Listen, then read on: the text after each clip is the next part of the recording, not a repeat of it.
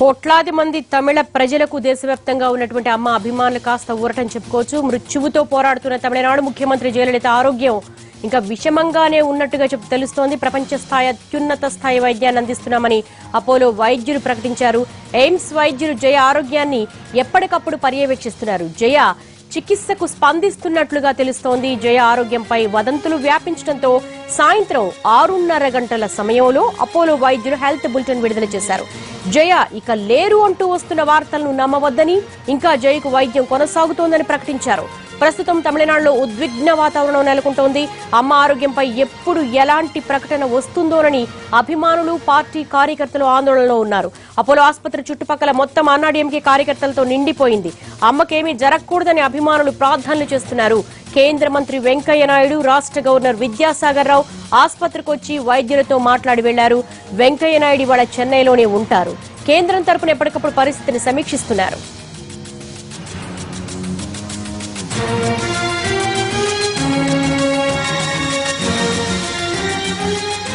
మరిన్ని వివరాలు Chennai Apollo hospital నుంచి అందించడానికి మా ప్రతినిధి విజయ్ సిద్ధంగా ఉన్నారు. విజయ్, కొంతవరకు కూడా కోట్లాది మంది ఆరాధ్య దేవత, చెన్నై ప్రజల దేవత గురించిన అంటే ఆమె స్పందిస్తున్నారు వైద్యానికి అన్న వార్త నిజమేనా?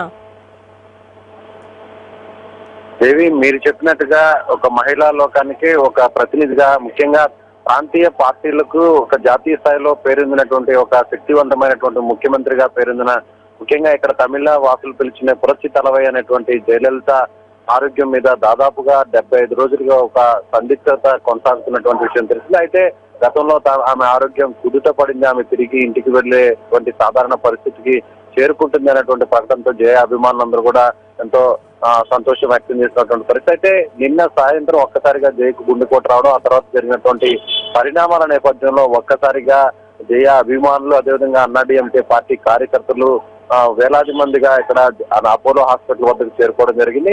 అయితే ఇవాళ సాయంత్రం జరిగినటువంటి హాస్పిటల్ వద్ద జరిగినటువంటి ఒక పెద్ద హైడ్రామా వద్ద హాస్పిటల్ ముందు ఒక హింసాత్మక కొంత ఘటనలు అయితే చోటు చేస్తున్నాయని చెప్పుకోవాలి. అయితే స్థానికంగా ఉన్నటువంటి అన్ని తమిళ ఛానల్స్ లో జయ ఇక్కడ లేరు అనేటువంటి వదంతులను న్యూస్ రూపంలో ఇవ్వడంతో ఒక్కసారిగా అక్కడ ఆగ్రహావేశాలు కట్టలు తెంచుకున్నాయి. అమ్మ లేకపోయినా మా గుండెల్లో ఉన్నారు, కానీ ఇక్కడ జరిగేటువంటి సిచ్యువేషన్ ఒకటైతే మరోలా ప్రకటనలు చేస్తున్నారని చెప్పి ఇక్కడ ఉన్నటువంటి అన్నాడీఎంకే కార్యకర్తలు ఆ హాస్పిటల్ ముందున్నటువంటి సామాగ్రి, అదేవిధంగా బారికేడ్లు, కుర్చీలు, ఇతర బాటిల్స్ అన్నింటినీ కూడా ధ్వంసం చేయడం జరిగింది. వాటిని పోలీసుల మీద కూడా విసిరేయడం జరిగింది. ఆ తర్వాత వెంటనే స్పందించినటువంటి అపోలో వైద్యులు 6:30 గంటల కల్లా, అంటే ఈ ఘటన జరిగినటువంటి అర్ధ గంట కల్లా వెంటనే స్పందించి జయకు ఇంకా మేము చికిత్సను కొనసాగిస్తున్నాము, ఆ తమిళనాడులో ఉన్నటువంటి తమిళ ఛానల్స్ లో వచ్చినటువంటి నిరాధారమైన వార్తలను ప్రజలెవరు కూడా నమ్మవద్దు, వైద్యం ఇంకా కొనసాగుతున్నటువంటి అనేటువంటి హెల్త్ బులెటిన్ ఇక్కడ రిలీజ్ చేయడం జరిగింది. ఆ తర్వాత వెంటనే కొన్ని గంటల తర్వాత కేంద్ర మంత్రి వెంకయ్య నాయుడు నేరుగా హాస్పిటల్కి వచ్చి దాదాపుగా అర్ధ గంట పాటు ఇక్కడే ఉండడం, ఆయన అన్నాడీఎంకే లో ఉన్నటువంటి పార్టీ ముఖ్య నేతలు, అదేవిధంగా కేబినెట్ లో ఉన్నటువంటి సీనియర్ మంత్రులతో కూడా ఆయన చాలాసేపు మాట్లాడడం, ఆ తర్వాత వైద్యులతో కూడా, ముఖ్యంగా ఇక్కడ చికిత్సను అందిస్తున్నటువంటి ఎయిమ్స్ వైద్య బృందం, అదేవిధంగా అపోలోలో ఉన్నటువంటి కీలక నిపుణులతో కూడా ఆయన సమీక్ష నిర్వహించడం జరిగింది. అయితే అర్ధ గంట సేపు ఉన్నటువంటి వెంకయ్య నాయుడు అటు కేంద్రం తరఫున కావచ్చు, అదేవిధంగా సౌత్ ఇండియా రాజకీయాల మీద పట్టు, అదేవిధంగా ముఖ్యంగా తమిళనాడు మీద గతంలో కూడా వెంకయ్య నాయుడు జయలలితను పరామర్శించడం, ఆ తర్వాత కొంత ప్రకటన కూడా చేయడం జరిగింది. అదేవిధంగా వెంకయ్య నాయుడు కేంద్రం ప్రభుత్వం తరఫున ఏదైనా ఒక అధికారిక ప్రకటన ఏమన్నా విడుదల చేస్తారనేటువంటి ఆశతో ఇక్కడ ఉన్నటువంటి అభిమానులు, కోట్లాది మంది తమిళ ప్రజలు ఎదురు చూసినప్పటికీ వెంకయ్య నాయుడు నేరుగా ఇక్కడి నుంచి వెనక్కి వెళ్ళిపోవడంతో వారందరూ కూడా నిరాశను వ్యక్తం చేశారు. అయితే వెంటనే 2 గంటల్లో ఎయిమ్స్ వైద్యులు ఇప్పుడు ఉన్నటువంటి హెల్త్ సిచ్యువేషన్, అదేవిధంగా ఇప్పటి వరకు ఉన్నటువంటి కండిషన్ మీద ఒకసారిగా రివ్యూ నిర్వహించి ఆ తర్వాత ఒక స్పష్టమైనటువంటి ప్రకటన ఏమన్నా ఇస్తారేమైనటువంటి ఆలోచనతో జయ అభిమానులందరూ కూడా ఎదురు చూశారు. అయితే ప్రస్తుతానికైతే మాత్రం అలాంటి పరిస్థితి ఇక్కడ కనిపించలేదు. కానీ ఇవాళ సాయంత్రం నుంచి ఇప్పటి వరకు కూడా గంటకు కూడా అభిమానుల సంఖ్య పెరుగుతూ ఉండడం, హాస్పిటల్ చుట్టుపక్కలంతా కూడా ఉన్నటువంటి గ్రీన్స్ రోడ్ ఈ ప్రాంతంలో ఉన్నటువంటి అపోలో హాస్పిటల్ చుట్టుపక్కల ఉన్న అన్ని ప్రధాన వీధులంతా కూడా 9:40 ఉన్నటువంటి ఒక ఆవేదన కావచ్చు, ఒక ఉద్విగ్న భరిత వాతావరణం కావచ్చు, అలాగే సాయంత్రం నుంచి అనేక నాటకీయ పరిణామాలు ఇప్పుడు మీరు చెప్తున్నారు, గంటకి అలాగే నిమిషానికి మారిపోతున్నాయి స్టేట్మెంట్స్ కూడా. కానీ ఇప్పుడు లేటెస్ట్ గా జయ ట్రీట్మెంట్ కు స్పందిస్తున్నారు. న్యూరాలజిస్టుల పర్యవేక్షణలో జరుగుతోంది. ఎయిమ్స్ డాక్టర్స్, అలాగే లండన్ నుంచి వచ్చిన రిచర్డ్స్ బేలీ. అసలు ఏంటి లేటెస్ట్ గా అక్కడ ఉన్న వాతావరణం ఏ విధంగా అనిపిస్తుంది? కొంచెం పాజిటివ్ గా ఏమైనా అనిపిస్తోందా? కొంత స్టేబుల్ గా అనిపిస్తోందా? అభిమానులు కావచ్చు, అక్కడ ఉన్నటువంటి నేతల్లో కానీ ఏమనిపిస్తోంది? అయితే ఇక్కడ ఉన్నటువంటి ప్రతి విషయాన్ని కూడా మనం చాలా స్పష్టంగా గమనించాల్సి ఉంటుంది దేవి. ఏదైతే కూడా ఆ వైద్యులు నేరుగా మనతో కూడా ఎన్టీవీతో మాట్లాడుతూ ఒక వైద్యుడు కూడా చెప్పడం జరిగింది, ఏదైతే ఉందో కూడా మేము నేరుగా ప్రకటించేంత వరకు కూడా ఎవరు కూడా ఒక అంచనాకు రావద్దు అనేటువంటి నిర్ణయాన్ని కూడా వారు చెప్పడం జరిగింది. అయితే మీరు చెప్పినట్లుగా ముఖ్యంగా న్యూరాలజీ సంబంధించినటువంటి వైద్య నిపుణులు అక్కడ లోపల ఉన్నటువంటి ఎప్పటికప్పుడు జరుగుతున్నటువంటి ఆ వైద్యానికి సంబంధించినటువంటి సమీక్ష నిర్వహించారు. అయితే మీరు చెప్పినట్లుగా సాయంత్రం నుంచి ఇప్పటి వరకు కూడా కొంతవరకు ఏదన్నా ఒక పాజిటివ్ రెస్పాన్స్ ఉంది అనేటువంటి ఆలోచన అయితే మాత్రం ఇక్కడ ఆ ప్రచారం అయితే జరుగుతుందని చెప్పుకోవాలి. అది అన్నా డిఎంకే నేతలు చేసినటువంటి లీకా, లేదంటే నిజంగానే హాస్పిటల్లో ఉన్నటువంటి వైద్య బృందం ఇచ్చినటువంటి అనధికారిక సమాచారం అనేది మాత్రం స్పష్టంగా లేదని చెప్పుకోవాలి. అయితే వెంకయ్య నాయుడు వెళ్లిన తరువాత మాత్రం కొంత ఆగ్రహావేశాలు చల్లారాయనే చెప్పుకోవచ్చు. ఎందుకంటే వెంకయ్య నాయుడు ఉన్న వెంటనే ఏదైనా అధికారిక ప్రకటన ఏదన్నా ఉంటుందేమో అనేటువంటి ఆశతో ఎదురు చూస్తారు. ఆ తర్వాత వెళ్లిపోవడంతో కొంతమేర ఉద్రిక్త పరిస్థితులు ఇక్కడ తగ్గాయని చెప్పుకోవచ్చు. అంటే ఈ రాత్రికి ఇప్పటికిప్పుడు ఉండేటువంటి అధికారిక ప్రకటన వల్ల వచ్చే ప్రమాదం ఏది ఉండబోదు అని చెప్పి అభిమానులంతా భావిస్తున్నప్పటికీ, అయితే అర్ధరాత్రి ఏదన్నా ఒక దురదృష్టకరమైనటువంటి అదును చూసి ఏదైనా దురదృష్టకరమైనటువంటి వార్తను ఏమన్నా బయటకు విడుదల చేస్తారనేటువంటి ఆందోళన, భయం కూడా జయ అభిమానుల్లో కూడా కొనసాగుతుందని చెప్పు. అందుకే వీరందరూ కూడా మేము ఇక్కడ నుంచి కదలబోము, రేపు ఉదయం వరకు కూడా హాస్పిటల్ వద్ద మేము ఇక్కడ తిష్ట వేసుకుని కూర్చుంటాము, అమ్మ మా మనసులో నిండుకొని ఉంది, ఆమె ఇక్కడ నుంచి బయటికి వెళ్లేంత వరకు కూడా ఆమె వెంటనే మేము కాపాడుకుంటాము అని చెప్పేటువంటి నినాదాలతో ఇక్కడ మహిళలు, అదేవిధంగా జయ అభిమానులు, అన్నాడీఎంకే కార్యకర్తలు ఇక్కడ భారీ సంఖ్యలో ఇక్కడ చేరుకున్నారు. అయితే ఏదేమైనా కానీ మరొక 1-2 గంటలు గడిచేంత వరకు, అంటే 10 గంటల వరకు ఇక్కడ ఒక స్పష్టత వచ్చే అవకాశం అయితే మాత్రం లేదని చెప్పుకోవాలి దేవి. ఎందుకంటే 10 గంటల తర్వాత హెల్త్ బులెటిన్ ని రిలీజ్ చేస్తే మాత్రం అది ఖచ్చితంగా ఒక రకమైనటువంటి ఇబ్బందికర పరిస్థితులు తలెత్తుతాయనేటువంటి విషయం కూడా అటు పోలీసులకి, అదేవిధంగా వైద్య బృందానికి కూడా తెలుసు. అయితే ఏదేమైనా కానీ ఒక క్రిటికల్ సిచ్యువేషన్ గాని ఉంటే మాత్రం అర్ధరాత్రి తర్వాత ప్రకటన ఉంటుంది, లేదంటే పాజిటివ్ రెస్పాన్స్ ఉన్నటువంటి హెల్త్ బులెటిన్ ఉంటే మాత్రం అది ఖచ్చితంగా 10 గంటల లోపే ఉంటున్నటువంటి అంచనాకు మాత్రం ఇక్కడ ప్రభుత్వ వర్గాలు, అదేవిధంగా పోలీసు ఉన్నతాధికారులు భావిస్తుందని చెప్పుకోవాలి. మొత్తం మీద ఒక ఉద్రిక్త వాతావరణాన్ని చూస్తున్న అపోలో హాస్పిటల్ దగ్గర ఒక చిన్న లీక్, అలాగే తమిళ ఛానల్స్ చేసినటువంటి ప్రకటనకు అపోలో హాస్పిటల్ మీద రాళ్లు రువ్వడం జరిగింది. ఇటువంటివన్నీ దృష్టిలో పెట్టుకుని ఇప్పుడు కొంతవరకు కూడా పరిస్థితి అదుపులోనే ఉందనుకోవచ్చా, లేదంటే అదే ఉద్రిక్తత, అదే ఆవేశాలు ఉన్నాయా అక్కడ? దేవి, మీరు అడిగినట్లుగా కేవలం కొన్ని నిమిషాల వ్యవధిలోనే ఇక్కడ ఒక్కసారిగా పరిస్థితులు తలకిందులు అయిపోయాయనే దానికి ఒక చక్కని ఉదాహరణ హాస్పిటల్ ముందు జరిగినటువంటి ఘటనగానే మనం చెప్పుకోవచ్చు.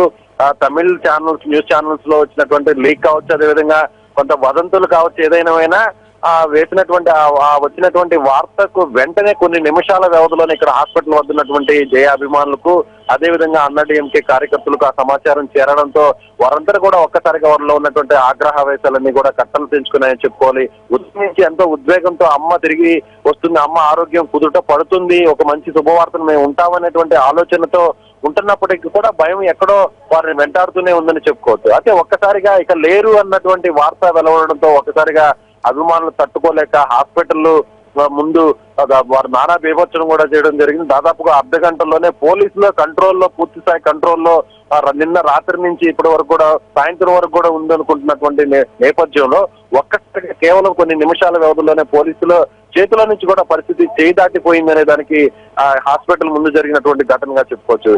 ఈ ఘటనని బేరేజ్ వేసుకున్నటువంటి ప్రభుత్వ వర్గాలు కావచ్చు, అదేవిధంగా ఒకవేళ ఏదన్నా దురదృష్టక పరిస్థితులు ఏదన్నా ఉంటే రాబోయేటువంటి పరిణామాలు ఎలా ఉంటాయనే దాన్ని కూడా దీన్ని బట్టి కూడా అంచనా వేసుకుంటున్నట్టుగా కూడా కొంత సమాచారం అంతా ఉంది. అయితే ఏదేమైనా కానీ జయ ఆరోగ్యం కుదుట పడాలి, అమ్మ ఆరోగ్యం తిరిగి యథాస్థితికి చేరుకుంటే మాత్రం మిగిలినటువంటి ఉద్రిక్త పరిస్థితులు చల్లారుతాయి, లేదంటే అప్పటి వరకు కూడా ఇదే విధంగా కొనసాగుతాయని చెప్పి పోలీసు ఉన్నతాధికారులు భావిస్తున్నారు. దేవి, అంటే విజయ్ ఏ విధంగా తీసుకోవచ్చు? మామూలుగా రిచర్డ్స్ బేలే నేమో ఆల్రెడీ 60% వరకు కూడా సపోర్ట్ చేయొచ్చు అని అంటున్నారు, మిగతాది దేవుడిదే అంటున్నారు. అలాగే అన్నాడీఎంకే చీఫ్ సెల్వం కూడా ఆమె యోధురాలు ఖచ్చితంగా తిరిగి వస్తున్నారు. ఒక పాజిటివ్ అనేది ఒక ఎక్స్పెక్టేషన్ అయితే మనకు అనిపిస్తూ ఉంది.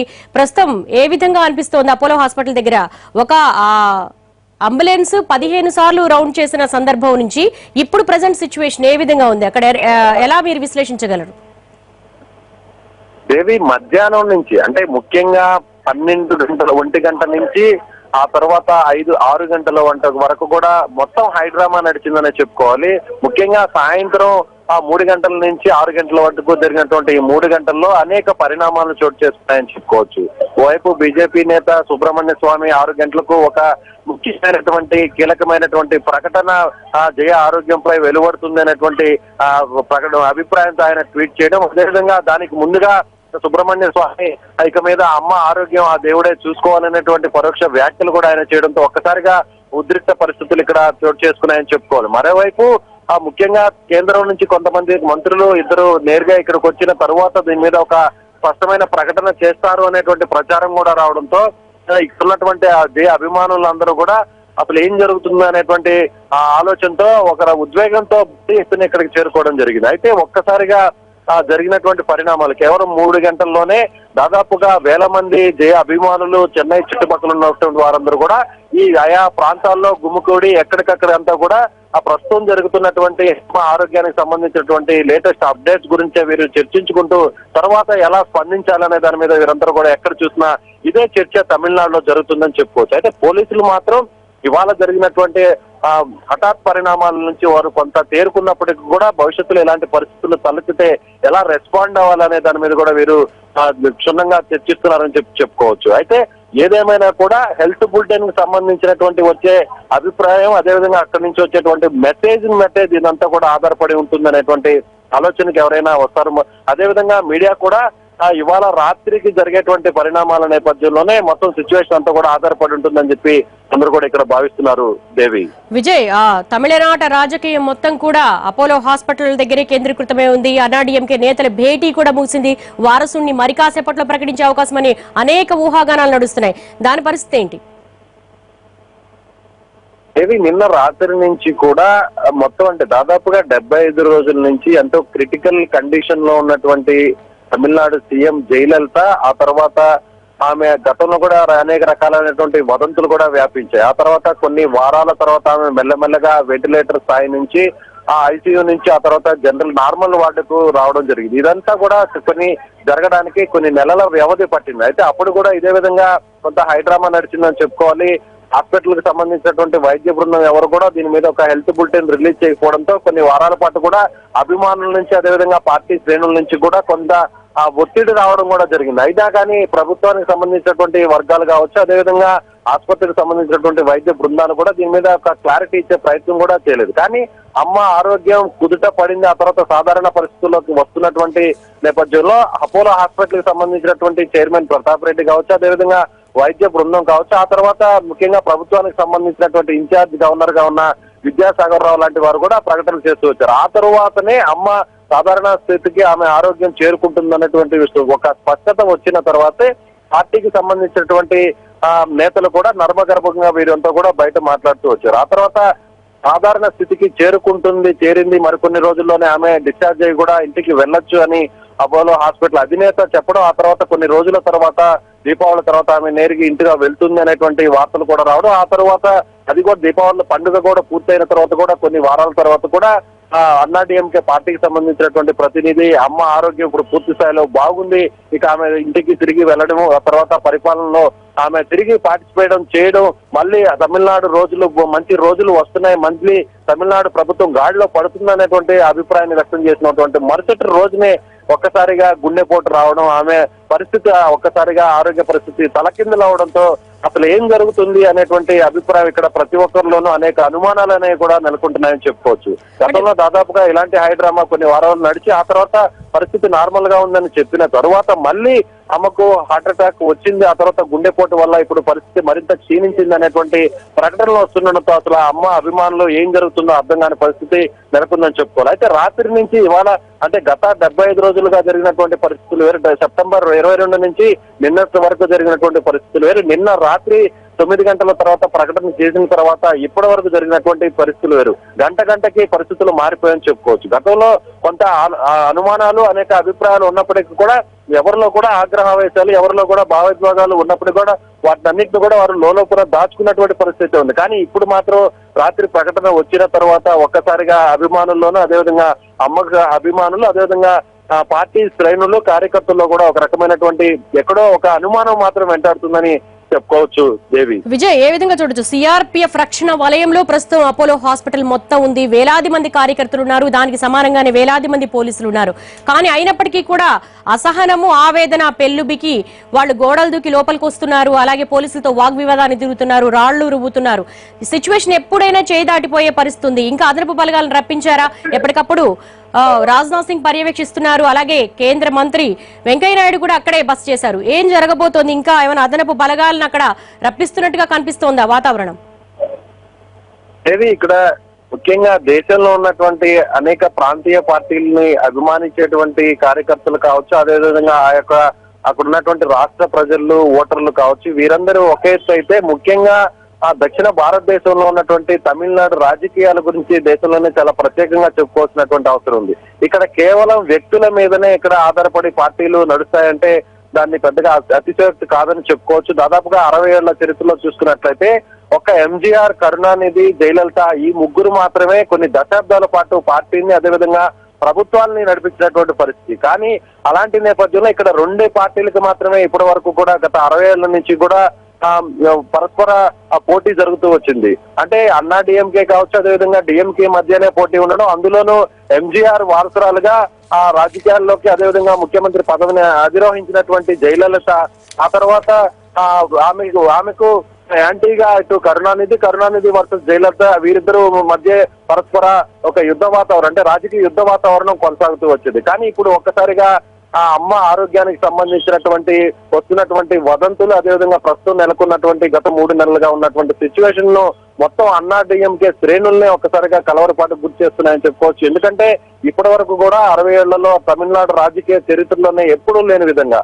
అంటే ఎంజీఆర్ కూడా సాధ్యం కానిది, అదేవిధంగా రాజకీయ కురువృద్ధులుగా చెప్తున్నటువంటి కరుణానిధికి కూడా సాధ్యం కానిది, అత్యంతగా ఎక్కువ ముఖ్యమంత్రి పదవిని అధిరోహించినటువంటి వ్యక్తిగా చెప్పుకునే కరుణానిధి కూడా సాధ్యం కానిది, వరుసగా 2వసారి ముఖ్యమంత్రి పీఠాన్ని అధిరోహించినటువంటి ఒక వ్యక్తి ముఖ్యమంత్రిగా జయలలిత రికార్డు సాధించినటువంటి కొన్ని నెలల్లోనే అన్నా డిఎంకే శ్రేణుల్లో ఉన్నటువంటి ఆనందం ఆవిరైపోయేటువంటి పరిస్థితులు ఇక్కడ తమిళనాడు రాజకీయాల్లో కొనసాగుతున్నాయని చెప్పుకోవచ్చు. ఓవైపు తమిళనాడు ముఖ్యమంత్రి జయలలితకు సంబంధించినటువంటి ఆరోగ్యం మీద మొత్తం ఒక క్లారిటీ లేకుండా పోగా దాని అమ్మ ఆరోగ్యం గురించి ఇక్కడ మదన పడుతున్నటువంటి కార్యకర్తలు ఒకవైపు అయితే, మరొక విధంగా అటు దేశ రాజకీయాలనే ఒక రకంగా ప్రభావితం చేసేటువంటి అత్యంత శక్తివంతమైనటువంటి పార్టీగా గుర్తింపు పొందిన అన్నా డిఎంకేని నడిపించినటువంటి ఏకైక రథసారథిగా ఉన్నటువంటి జయలలిత ప్రస్తుతం ఉన్నటువంటి సిచ్యువేషన్ లో హాస్పిటల్ కు పరిమితం అవడం, ఆమె మీద అనేక రకాల వదంతులు వస్తుండడం, ఆ పార్టీలో అసలు గందరగోళ వాతావరణం నెలకొనడం, ఆ పార్టీ తర్వాత ఆమె వారసులుగా ఎవరు ఉంటారు అనేటువంటి చర్చ ఊహించడమే కొంత ఇబ్బందికరంగా ఉండేటువంటి వ్యాఖ్యలు అయితే మాత్రం ఆ పార్టీ శ్రేణుల్లో వ్యక్తమవుతున్నాయి. అయితే ఏది ఏమైనా కానీ అమ్మ ఆ తరువాత పార్టీని నడిపించాలంటే ఇప్పుడున్నటువంటి పరిస్థితుల్లో పార్టీని 2వసారి గెలుచుకున్న తర్వాత ఆ పరిస్థితుల్లో అమ్మ తర్వాత చేజారిపోకుండా ఉండాలంటే ఖచ్చితంగా ఒక నిర్ణయానికి రావాలి అనేటువంటి ఉద్దేశంతో అంతర్మదనంగా కూడా పార్టీలో నిన్న రాత్రి నుంచి కూడా ఇవాళ సాయంత్రం వరకు కూడా ఒక పెద్ద హైడ్రామా నడిచిందని చెప్పుకోవచ్చు. ఓవైపు కేంద్రం కూడా దీన్ని నిశ్చితంగా పరిశీలిస్తున్నప్పటికీ ఆ పార్టీలో ఉన్నటువంటి సీనియర్ మంత్రులు, అదేవిధంగా ముఖ్యంగా అమ్మకి రామ భక్తుడుగా భావించేటువంటి, ముఖ్యంగా అమ్మకు రామ భరతుడుగా చెప్పుకునేటువంటి, ఆ భరతుడుగా తన పరిపాలనని అందించినటువంటి వ్యక్తిగా చెప్పుకునే పన్నీరు సెల్వం గురించే ఇక్కడ మనం ముఖ్యంగా ప్రస్తావించుకోవాల్సి ఉంటుంది. గతంలో కూడా అనేక ఆరోపణలు ఎదుర్కొని కేసులను ఎదుర్కొన్నటువంటి జయలలిత 2 సార్లు జైలుకు వెళ్ళిన తర్వాత, ఆమె ముఖ్యమంత్రి పీఠాన్ని వదులుకున్న తర్వాత ఆమెకు ముఖ్యంగా అత్యంత శిష్యునికంగా చెప్పుకునేటువంటి వ్యక్తి, అత్యంత నమ్మకమైనటువంటి వ్యక్తిగా, రామ భక్తుడిగా చెప్పుకునేటువంటి వ్యక్తిగా ఉన్నటువంటి పన్నీర్ సెల్వం ముఖ్యమంత్రిగా ఆయన పనిచేస్తున్నటువంటి పరిస్థితి. ఆయన జయలలిత లేని సమయంలో కూడా జయలలిత మాటతోనే ఆయన ప్రభుత్వాన్ని ఒక మాటతోనే ఆయన నడిపించినటువంటి పరిస్థితులు గతంలో ఉన్నాయి. కానీ ఇప్పుడు జయలలిత హాస్పిటల్ కు పరిమితం అవడం, ఆమె మాట్లాడలేనటువంటి స్థితిలో లేకపోవడం, ఆమె దాదాపుగా కొన్ని రోజుల పాటు స్పృహలో కూడా లేనటువంటి పరిస్థితులు గతంలో నెలకొనడం, ప్రస్తుతం ఉన్నటువంటి సిచ్యువేషన్ చాలా క్రిటికల్ స్టేజ్ లో ఉండడంతో అసలు పన్నీర్ సెల్వం ఎలా పార్టీని నడిపిస్తాడనేటువంటి కొంత చర్చ నడుస్తున్నప్పటికీ కూడా అమ్మకు రామభక్తుడుగా ఉన్నాడు కాబట్టి పన్నీర్ సెల్వం అయితేనే కరెక్ట్ అనేటువంటి నిర్ణయాన్ని కూడా దాదాపుగా అన్నాడీఎంకే పార్టీలో ఉన్నటువంటి 136 రైట్ మంది విజయ్, ఎమ్మెల్యేలు మరిన్ని ఒక వివరాల కోసం నిర్ణయానికి మళ్ళీ వచ్చినట్టుగా కాంటాక్ట్ చేస్తాం. Right Vijay, thank you. పురిచ్చి తలైవి విప్లవ నాయకి తమిళ ఆరాధ్య దేవత ఆరోగ్యంపై ఇంకా సందిగ్ధం కొనసాగుతూనే ఉంది. అపోలో వైద్యులు అలాగే ఎయిమ్స్ వైద్యులు తమ శక్తి మించి కష్టపడుతున్నారు. అలాగే ఆ తర్వాత అది దైవం యొక్క నిర్ణయము, ఆమెను దేవుడే కాపాడాలని అంటున్నారు. చూద్దాం, మరికొన్ని గంటలు వేచి చూడాలి. హెల్త్ బులెటిన్ వచ్చేంత వరకు కూడా చూస్తూనే